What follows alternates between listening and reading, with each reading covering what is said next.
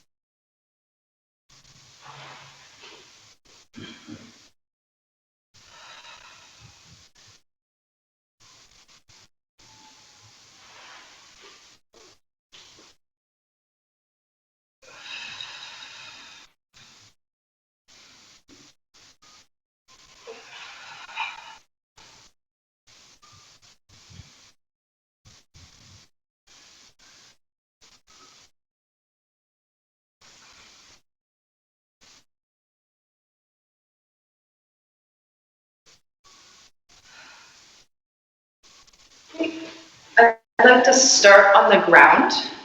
And can you see me completely on the ground? Yep. And just starting, let your legs fall out to the side.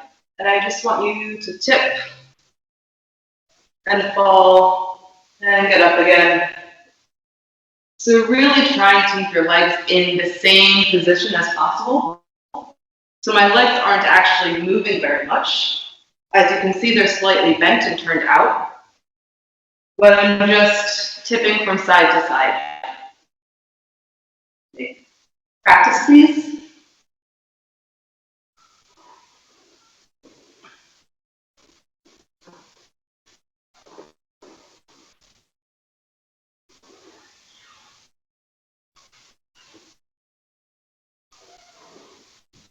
Trying to keep your core as the same as possible throughout the entire fall.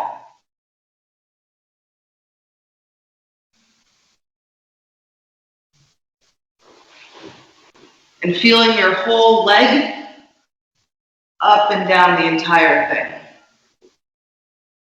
So making sure you touch all the way from your shoulder down to your fingertips and all the way down to your pinky toe.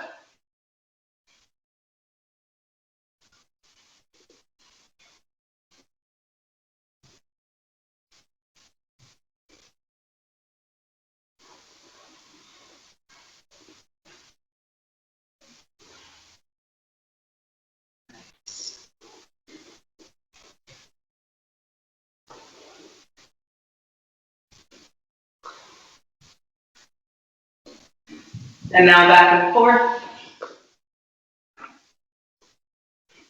Bending one leg.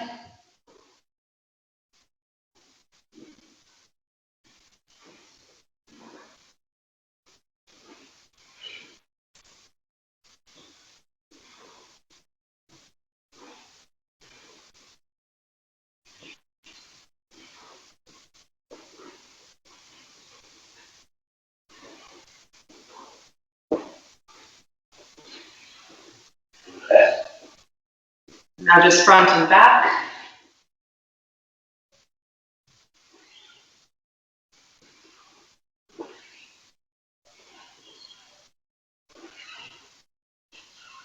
And as you do this, try not to go backwards directly. Still maintain that down on one side and up on the other side. So even if it's way smaller, make sure you're going up on one side and down on the other side, so you don't fall straight back on your spine.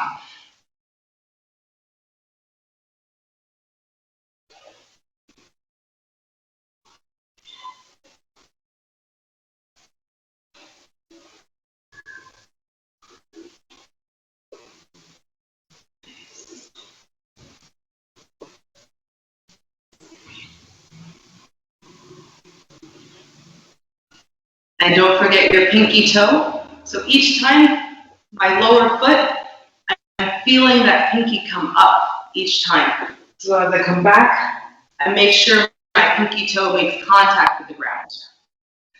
This bottom foot, I'm pressing up as I'm turning my heel up. So it helps with some of that force as we move forward. My toe tucks under. Right, so just come up a little bit. You can work on one side or switch.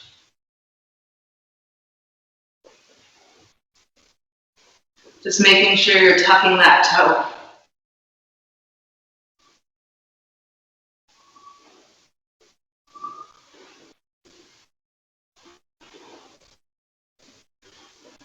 Keep going. I'm just going to take a peek at you all.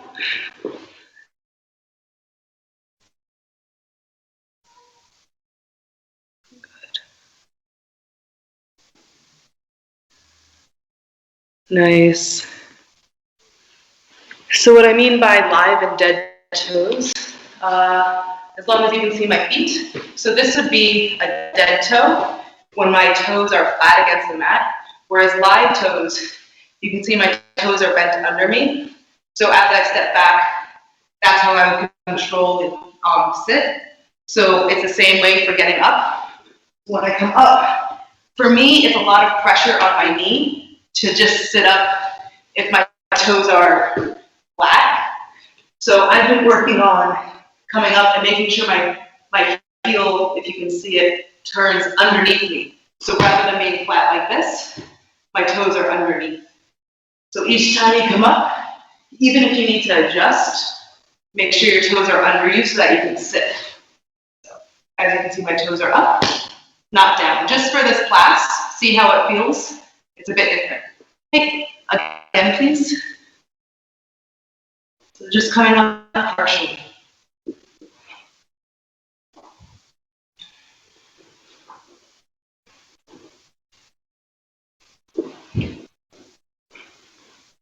And pushing your hips through.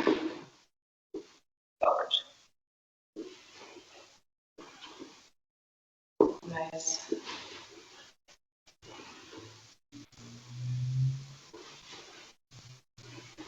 And all the way up.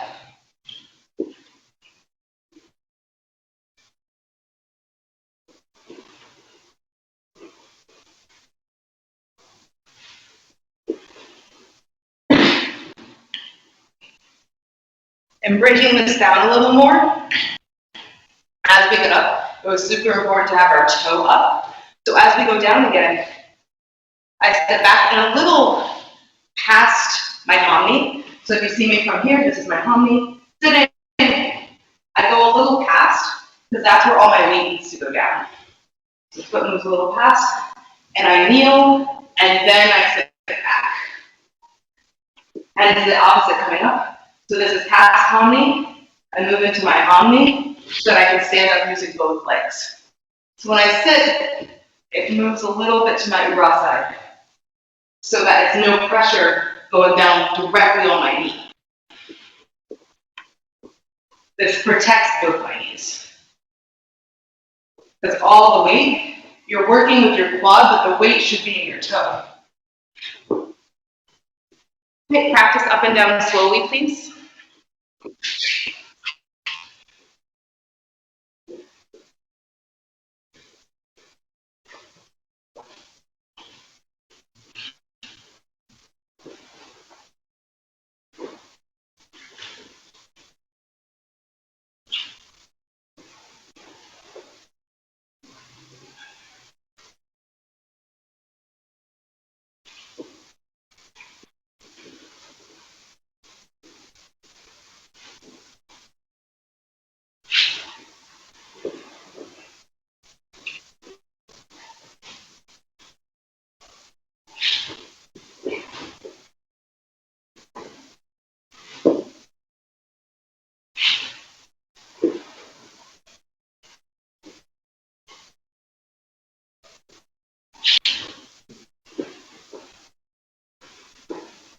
Nice job. And back to the ground again. So that same feeling that we tried to keep up our entire leg, we're going to add our pinky and our shoulder. So as we go through, I just want you to seesaw a little bit. And so, starting basic, I'm in Toriwaza, but my legs are on a bit of a 90-degree angle. And once again, I'm on live toes. And my back hand touches the mat, so it's a tripod. But now I just want you to reach for your back knee and move it in accordance with how much your arm is moving. So I don't want to shoot my arm through and my leg doesn't move. That's twisting my body. I want to keep everything really extended. You can just put some weight on your front shoulder. Hey, practice please.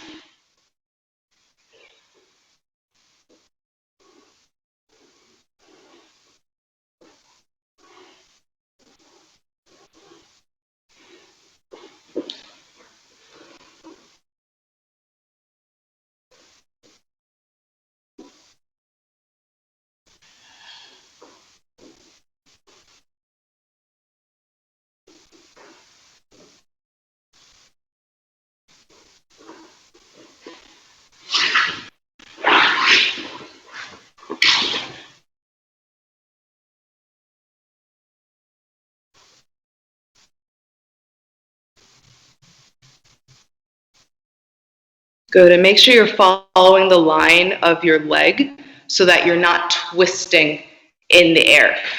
So I think this comes when people do high falls, a lot of time their back half falls away rather than forward. Let me know if I'm ever out of the screen as well. But from here, I don't want to turn and let my leg go to the side. That's a bit of a barrel roll. You can see it from this angle. If I'm here and my arm and my leg are not on the same line, I want to make sure my leg and arm are pointed the same direction. So my toes and my hand are both extended on the same line. Right. A few more minutes, please. Making sure your toes and your hands pointing the same direction.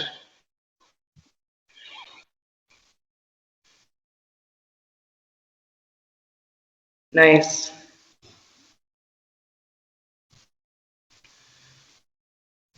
Yeah, everyone's hips are in way better line.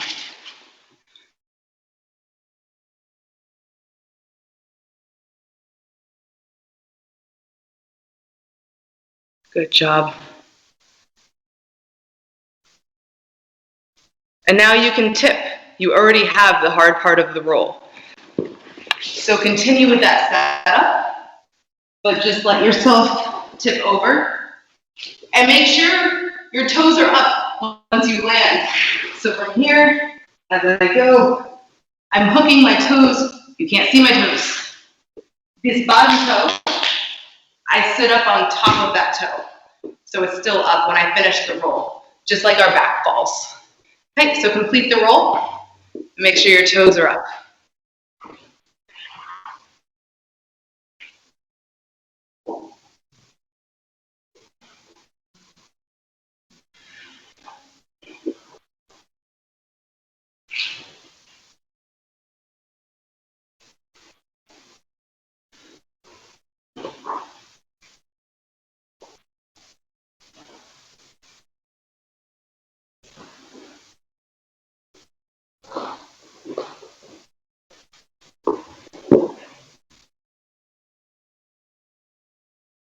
Nice. You all have beautiful rolls. And now the different thing. We're going to stay on the ground after our roll. So I feel like this exercise really helps people get in touch with the ground and understand where maybe their roll isn't making contact with the earth. Because when you lay everything out in one line, then it's more evident where there's bumps or bruises or something isn't touching correctly. So we're going to start in the same fashion, but everything that touches the ground will stay on the ground. So since I just rolled my pinky down, that's going to stay. My shoulder, my hips, everything stays in a really controlled fashion on the ground. And so I don't want to use momentum and go back. That's not what we're doing. I want to be really controlled. Everything that touches stays. Aione. So if my shoulder and my hand touches the ground, it stays through. And so all the way from my pinky to my pinky toe, everything is in contact with the ground. Right, practice.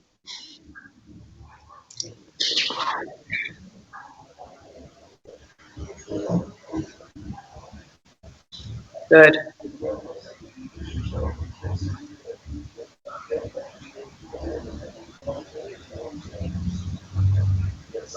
Yeah.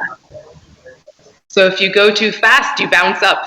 You want to go really slow so that everything stays on the ground and in contact with the ground.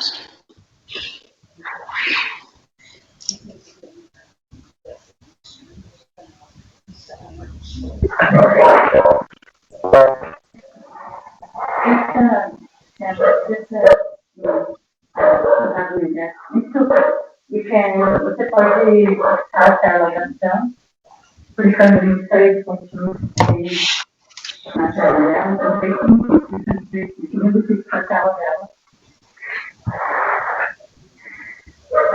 I don't know, you'll get your feet, your feet. Sorry, I didn't hear you. I was just saying, have someone, you know, who's look at the desert, so having her to your feet. Yeah.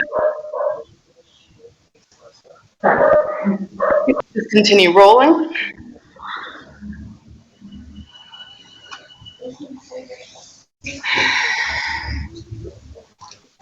Non tô com vontade de ver isso não, viu?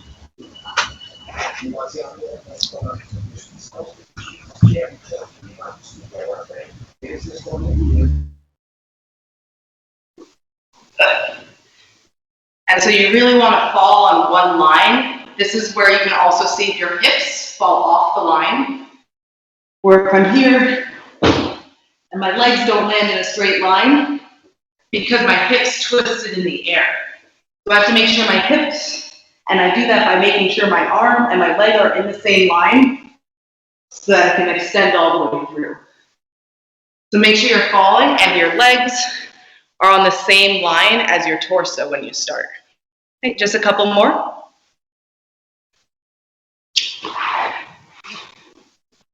And just continue. I'm going to watch to try to give some feedback.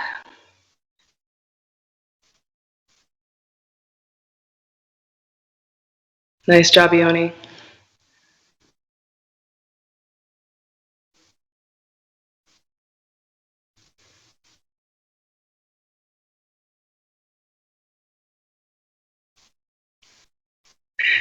Good job.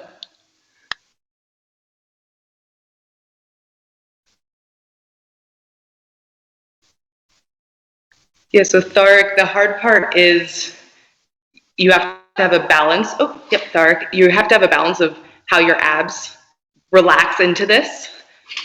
So if I keep my abs super tight the entire time, I come up with myself.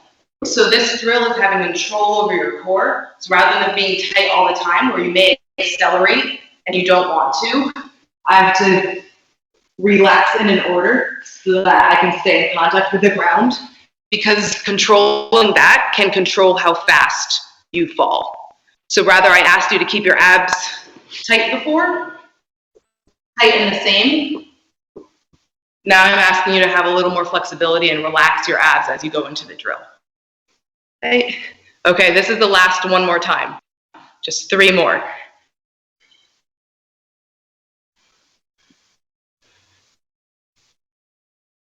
Nice.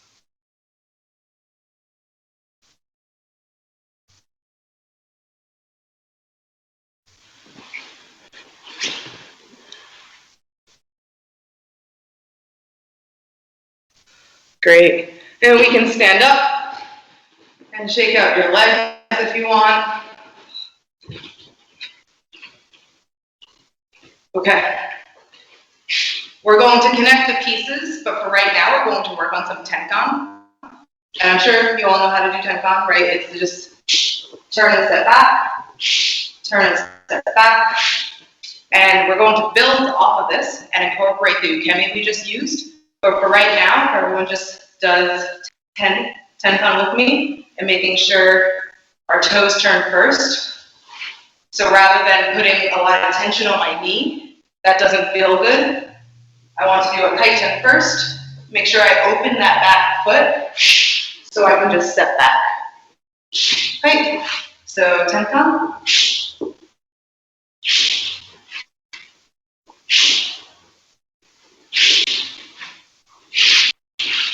Good.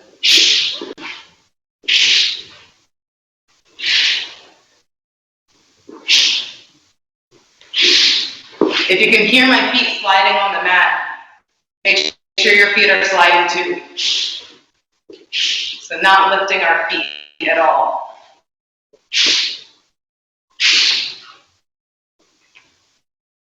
Good. And try to paint as straight a line as possible. You can see my feet. So from here, I don't want to draw a huge semicircle with my leg. That takes a lot of time. Rather, I'm generating a circular movement with my hips, but my feet are moving in a straight line. So together, just a kaiten. Open that back foot. So rather than being in a triangle, now my feet are facing the same way. And step straight back so your knees touch. There you go, good. And again, kaiten. Open the back foot. Your knees should touch as you step back. Okay. And a few on your own, making sure you're hitting all those steps.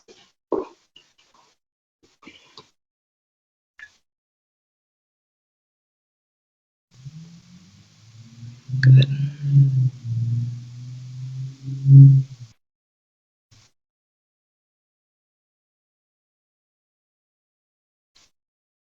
Nice.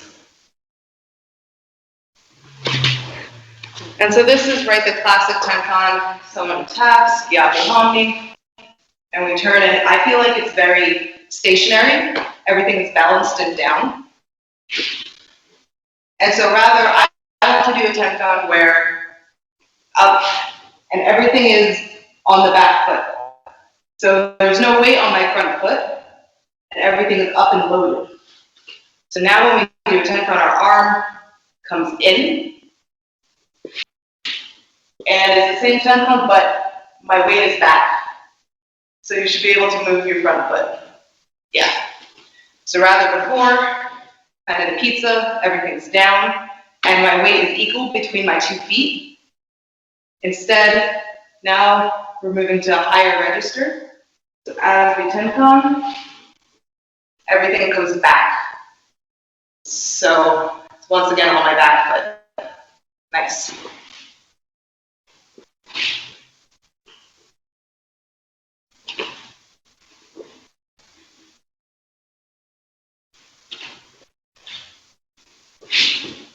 And that's in order to move my front foot.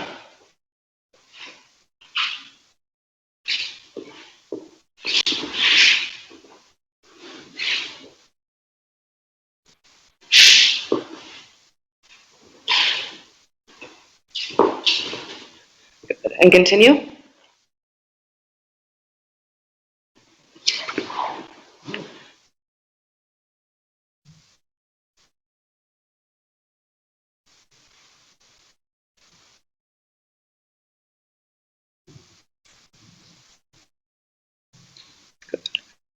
I said you didn't need a bokken, but I'm going to show you something with a bokken really fast. You don't need a bokken.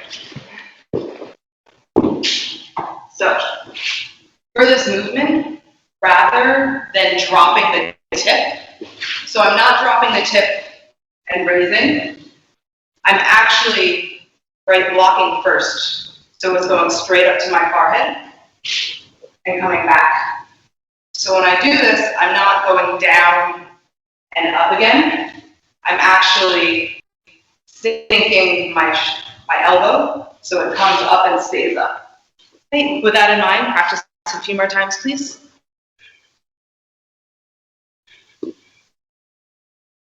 So never let the tip of your bokken drop. Okay. And your elbows are close to you. Good.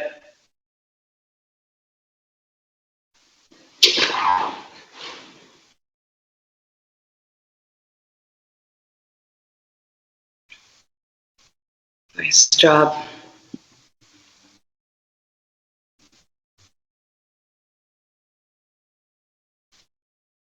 Okay. I hope that people can envision pretty well, because I came alone. Only Miriam and Raphael have a partner. So we're going to be both uke and nage. And the ukemi I just taught you and this technique, the beginning of a technique that I just taught you, we're going to combine those together, but you're going to take ukemi for yourself. Okay. So nage is going to be I-Hamni, and so offering palm up. And this draw, we're drawing uke in and past us. So as I turn, it's mirrored. And uke's hand is up, and everything goes down. So rather than the classic tenkan, I want to be more extended, and so it's a bigger projection.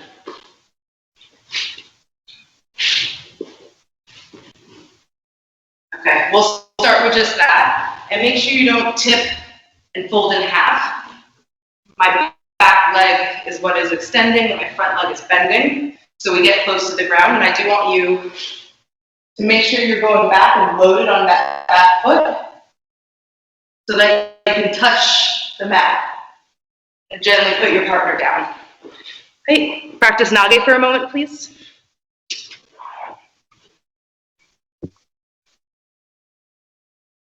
Nice.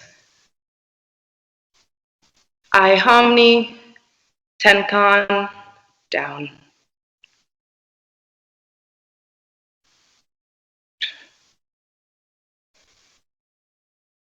Good. Really try to feel the weight of your partner on your wrist. You can know why you're offering hand up rather than palm down, because you're drawing your partner in.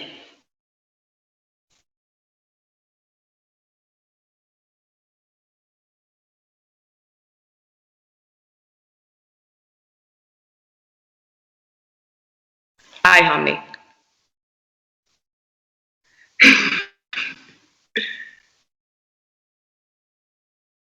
Good. And so Miriam, you can also hook his wrist. That's why we're going palm up. So as you go in, you can hook his wrist up. Okay. Yep. Nice. Good.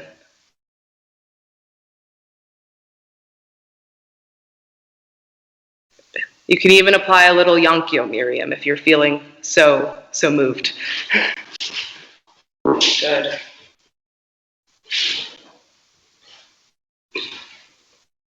Another important part is I'm still moving my hand forward the entire time, so I don't want to turn and go all the way back and let my partner pull me backwards.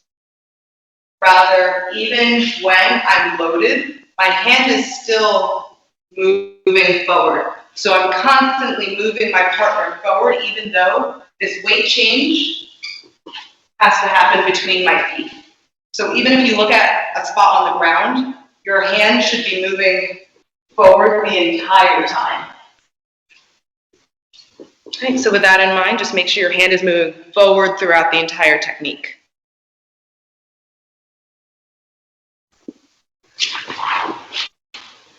And Jeff, tenkan, not arimi.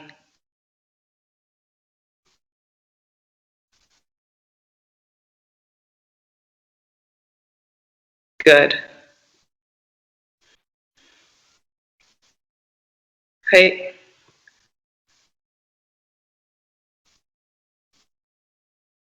Nice. Okay, so now back to the ukemi. We did this from kneeling before, but now we're going to do it from standing. So from standing, right, our partner's putting our hand on the ground. So all we have to do is start from the ground, and once again, all the way lay out. So from here, hands on the ground, and it is harder from standing. So if you want, you can also still practice from one knee to go down, but make sure you start from standing. That knee goes down, but once again, the weight is in my toe. So I'm not slamming my knee at any point. So sinking through and still laying out on the ground. So practice from standing for a couple. Making sure you're laying out all the way on the ground. If that's not comfy, you can still practice from your knee, but start standing and then drop down to kneeling. Good. Slow is smooth and smooth is fast. And people are dealing with some space ramifications as well.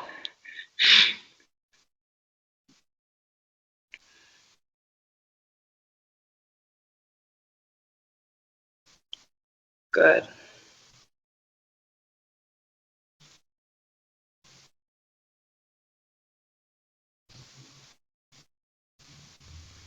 Okay. We're going to stay from our knees. And the thing I want you to change because of this technique, right, it's this big, so as uke, they're coming into my circle from here, and I'm extended. So I can't turn my hips forward like a regular roll. I need my hips to be very open. So I'm attacking, I hum knee, they draw me in, and so my hips are open. So as we go down to the knee, I want to keep my hips open. Rather than closed like this, my hips are open. So as I go down, my hips get to continue facing my partner. So everyone just for a moment, one leg down and back, and feel the difference between closed hips, urukemi, and open hips. Light practice. So from here, just feel like what it is to have closed hips versus open hips.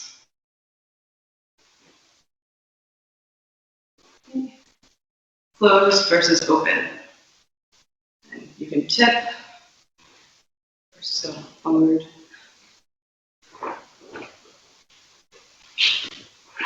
So just take a few rolls with closed hips, take a few rolls with open hips from your knee because of space.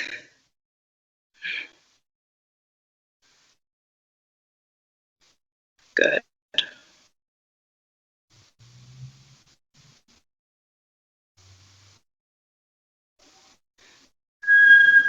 Awesome.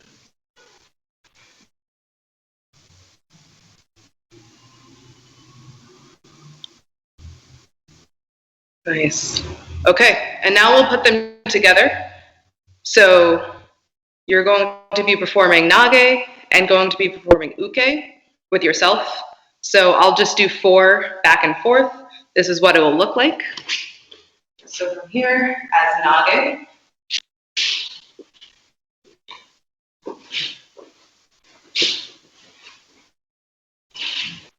And I'm trying to keep connection with who I throw. So I don't just throw, walk off. I'm trying to keep this connection with who I throw, imaginary.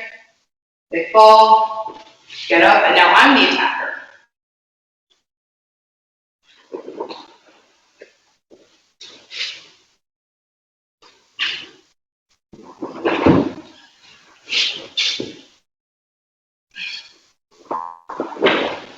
And once again, if there's space issues, you can come down to the knee, fall. So try to build a tension with yourself. Time it as the person falls, how you fall as they get up, and keep that connection going. So back and forth with yourself, uke and nage, a tenkan projection.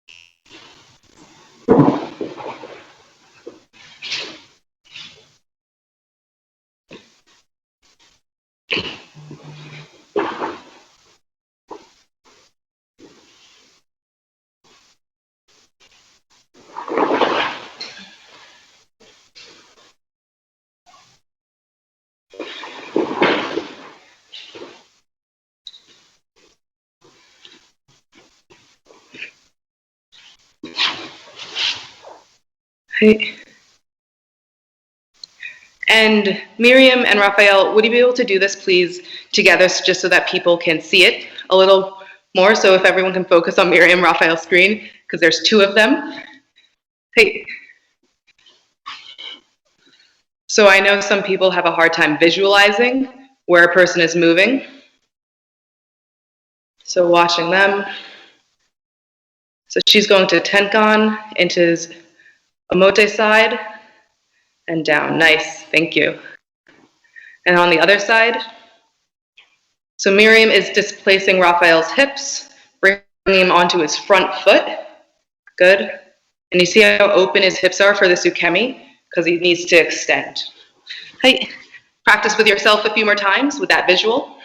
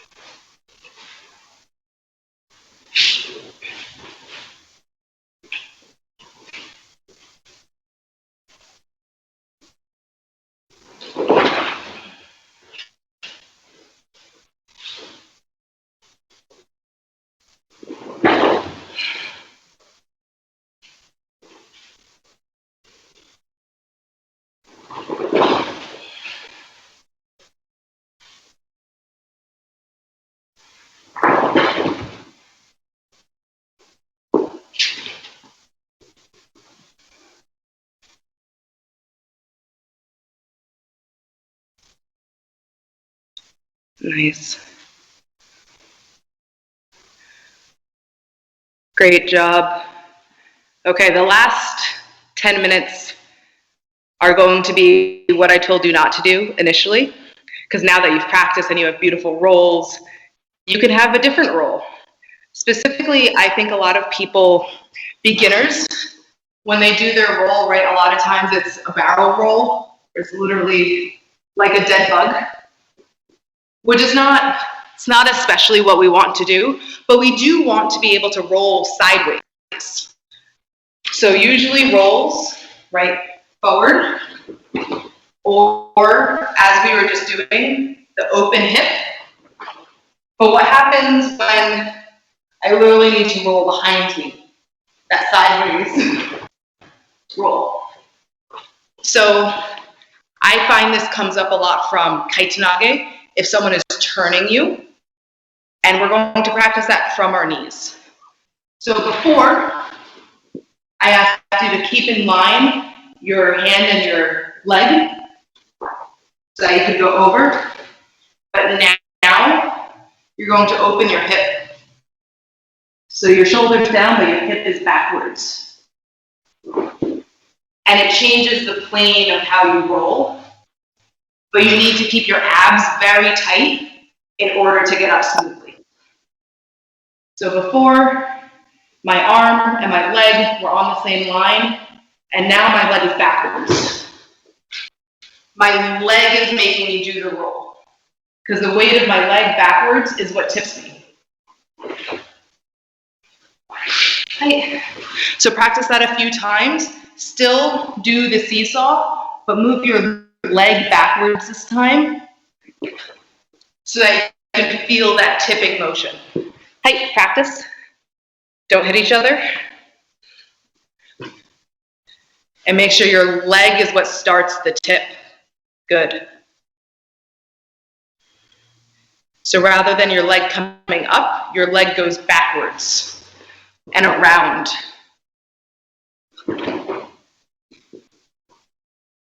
So leg does not go up, leg goes behind you. Leg goes behind.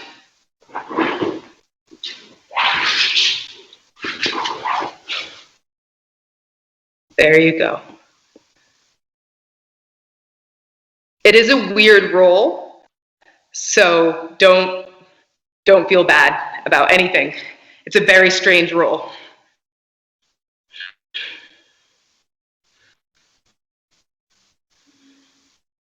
Good, so your leg should be about hip high and just move behind you, but on the same plane. So once again, from here, you'll be able to see my leg comes up about this high, but then moves behind me on the same line. So rather than my leg going up, my leg just moves behind me, and that's what makes me roll. Your leg stays at the same height though. Good. So extend through your heel.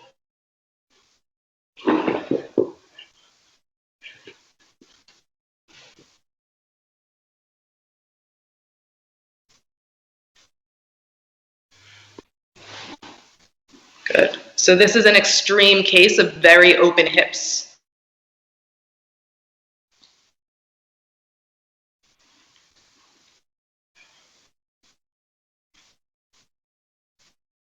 Good. So once again, just look for this, and I'm gonna talk and then show you because I don't think you can hear me facing away from the screen. So usually, our roll goes across our back, right? Usually goes from one shoulder to one hip. That's not how this roll goes. This roll goes across our shoulders. So rather than here, this roll follows this line. So previously, the roll goes across my back, from my shoulder to my hip. That's this one, where my leg comes up and around. Whereas this roll, it goes sideways. So it goes across the tops of my shoulders, and that's why my back has to be really big, my shoulders extended, so that it doesn't collapse. I'm totally changing the angle on which you roll. So rather before, it was going across like this. This one just stays on your shoulder plane because your legs are going on a different axis. So try to feel the difference between those two. The second may look really ugly, but from standing, this first roll goes over like this, and the other roll goes across. I don't know if my screen froze when I did that, but it's really big from standing. So just from your knees, try to see across your back versus across your shoulders, if you can feel that difference. Hey, continue, please.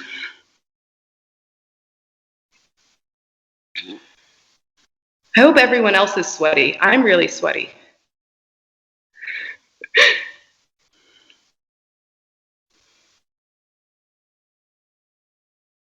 Good.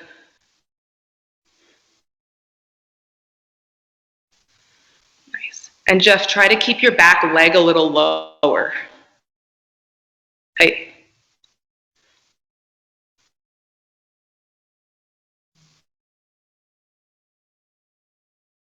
There you go.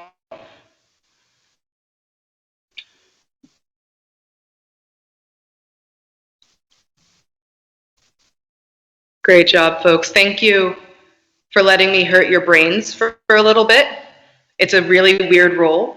I wanted to use the last 5 minutes if anyone had questions about what we did today, about anything else. If I could show anything a little more clearly, please let me know.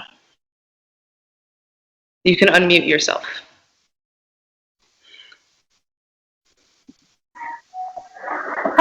I have a question. So Yes. the left roll, you're still engaging your abs to perform the roll, or just the weight of the leg that makes you? Because that happens sometimes. Because to me, when I try to do the forward roll sometimes, and I'm not straight, not correct, and my leg goes too much to the side and the weight of my hips and legs. Yeah, that's so, but to perform this, you're engaging your abs as well, just like in the first one. Yeah, so the second roll, a lot of times for when people do the technique, right, they're taking up your space. So they're pushing your hips to the side.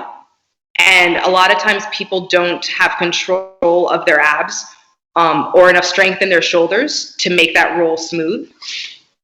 So it is, I'm using the example of the weight of the leg in this solo drill, but really it's someone coming in and moving me that way. Or if someone takes my head and I need to counterbalance, like for Paitanage from here, they're drawing my head and I'm using my leg as a counterbalance. So it's the weight, here to feel it, it's the weight of the leg that's moving, but really it's because someone is in my hip space and I can't bend forward because someone's already there, so it's forcing me open. So from here, it's around. But the leg has to stay on a different plane to make this roll happen. Sideways. Did that make sense or help your question at all? Yes, it's very clear. Thank you. Of course. Other questions? Sim.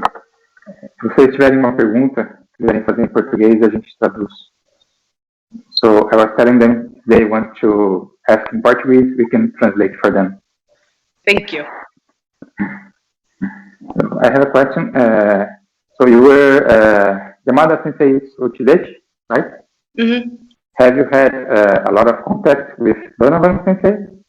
Yeah, so when I lived at New York Aikikai and just lived in New York City, as well after Donovan taught every Monday, and growing up, I went to a lot of seminars that he taught as well because he was in Philadelphia and New York, and I grew up in New Jersey.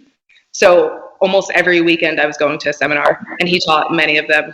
So yeah, I learned a lot from Donovan Sensei. Donovan Sensei came a lot to Brazil, so we watched him a lot as well. Mm-hmm. And do you think your uke work also derives something from his work? Yeah. Because he was very, very good at protecting his knees on the ukemi. He also had a bad knee, right? Mm-hmm. It also, his body type is much closer to mine than a lot of other ukes I see, because I'm very bottom heavy. I like being very close to the ground. And so how he took ukemi really helped me, my ukemi as well, specifically like ending high falls in the egg roll. So rather than like the front roll, usually you get up, and I was taught to break fall like that. And then up, but Donovan, you could smooth the egg roll with your feet. That felt way better on my knees. And growing up, don't believe it, I used to be lighter than most people on the mat because I started adult classes when I was 10 and weighed 100 pounds. So people throwing down really hard, I couldn't absorb all that momentum and force into the ground. So I had to dissipate it in some way. So that egg roll that Donovan is really famous for helps me a lot for my ukemi. Yeah. Hey Sam, what kind of exercises did you do to get to the egg roll? It's very fascinating. Yeah, honestly, just the egg roll. Like when I was watching TV, I would just do little rolls. Planks also really help because they strengthen your core and your shoulders. So from here, if you're watching TV, like butt, shoulders. So not here, my shoulders are extended and pushed up. So it's as much of a shoulder workout as it is a core workout because everything is small. I actually want my back to have as much space as possible. So from here, rather than straight back where my shoulders are tight, I'm actually pushing my shoulders and my lap out to give more surface area to my back. So yeah, doing egg rolls helps your egg rolls and doing planks as well. I think there's some misconception because Aikido we talk a lot about not using our muscle strength to take balance away from a partner. But then when we learn this more advanced ukemi, we kind of need that strength for take ukemi. Yeah. So I think a lot of people think that because we don't need strength to take the balance away from a partner, they do nothing about their body to cultivate this strength, this muscle strength. Yeah. And I think it's very important for Aikido, for any practice as well. Yeah. Yeah. I also feel like it's sneaky. Not very interesting. Beginners don't even know what muscles they don't have. So someone who's really advanced says, oh, I'm not using any muscle to do this. It's so easy. But you don't realize those decades of doing that motion in that way has built up these small, weird muscles that other people just simply don't have. So you may feel like you're not using any force or muscle, but someone that hasn't done it at all doesn't have that muscle. And so you're not applying force in a pushing and pulling way, but there's still, like, even to raise your arm if someone's holding it, and it is easier if it's on your own line, but I'm still using my shoulder muscle. I'm just relaxed as I'm using it, so it's how you apply it. And ukemi, as you said, is so much more important, because if you don't have the muscle and quad and leg strength around your knees get hurt. You need a ton of core strength, a ton of shoulder strength to keep that shape and not collapse and get hurt. Yeah, there's muscles involved. I give a conditioning class, and a lot of times my students say that they discovered they had a new muscle they didn't know they had. I didn't know that they definitely. So, does anyone have any other questions, or we can bow out? Happy to take other questions. I have one question. On this last row, the side row, I should feel more my shoulders, or it's okay if I feel my back? Like, the goal is to actually not have your back or hips smack on the ground. So it's just shoulders, and while you're using your leg as a counterbalance, it shouldn't actually hit the ground very much. So this roll is to protect you from slamming on your back. I'm going to do it wrong first, and then in a better way. So from here, I'm trying not to that's bad. If you heard it, my back hit and I wasn't tight in my shoulders. Rather, my hip hits a little as I'm getting up, but all the weight is on my shoulders as I'm rolling to the side. So it's like as you learn that beginner bug roll, and then you learn to roll correctly. And this one is going back to that bug roll, just with the muscles you developed from the regular roll. So sometimes you are put in that position when you're thrown. It's not your fault. And so this roll is just trying to help you get up safer, and your ukemi is to protect yourself. So when you're put in that position and you can't take the classic forward roll, this one is just good to have in your repertoire, in your arsenal of ukemi. I think you should be able to do everything. So I don't do that hard break fall a ton, but I still know how to do it, because if someone throws me that way, I need to be able to fall that way.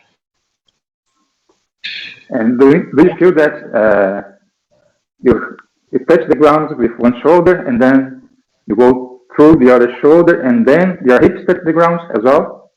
Shoulder to shoulder, and then hips? Yeah. Okay. Yeah. It's a lot of spinning. So you're removing your hips from the equation because they're just flying flat rather than going over. Your hips are flat for the entire roll. Yep. Okay. Cool. For folks with gis, hi, let's fix our gis and then we'll bow out.